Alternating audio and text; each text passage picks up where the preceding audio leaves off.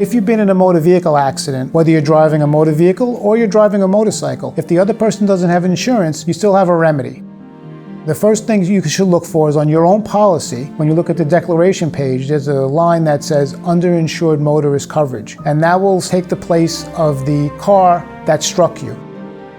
Even if the other person doesn't have insurance, your policy, you're paying premiums for this, will take their place and will compensate you if you have a serious injury under New York state law. In addition, if you're on a motorcycle, the same rules apply. You may have uninsured motorist coverage.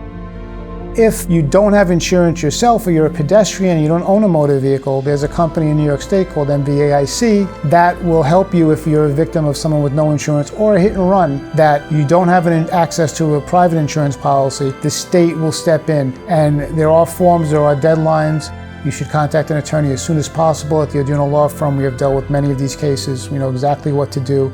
You should call us or contact us as soon as you can.